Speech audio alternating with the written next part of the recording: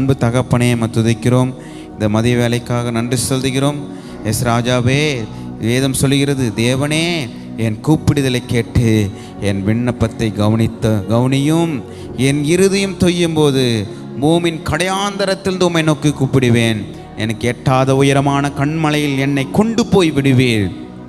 என் இருதயம் தொய்யும் பொழுது, என் இருதயம் பாரப்படும் பொழுது, என் இருதயம் கவலைப்படும் பொழுது, என் இருதயம் கவலையினால் பாரத்தினால் நிறைந்திருக்கும் பொழுது, கண்ணீர் வடித்து கொண்டிருக்கும் பொழுது, மனம் பாரத்தோடு இருக்கும் பொழுது நாமை நோக்கி கூப்பிடுவோம். ஆண்டவரே, எனக்கு எட்டாத உயரமான கண்மலை போல கண்மலையில் என்னை கொண்டு போய் விடுகிற தேவனே உமக்கு ஸ்தோத்திரம். நீர் எனக்கு அடைக்கலமாக இருக்கிறீர். சத்துருக்கு எதிராக பலத்தை எனக்கு துருகமாக இருக்கிறதுக்காக ஸ்தோத்திரம் ஆண்டவரே.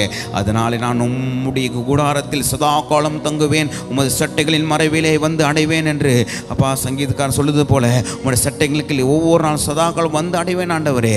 தேவனே, நீர் என் பொருத்தனைகளை கேட்டீர். உமது நாமத்திற்கு பயப்படுவர்கள் சுதந்திரத்தை எனக்கு தந்தீர்.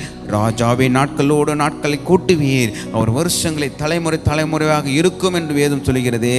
அவர் தேவனுக்கு முன்பாக என்றென்றைக்கும் நிலைத்திருப்பார். தயவையும் உண்மையும் அவரை காக்க கட்டளையிடும்.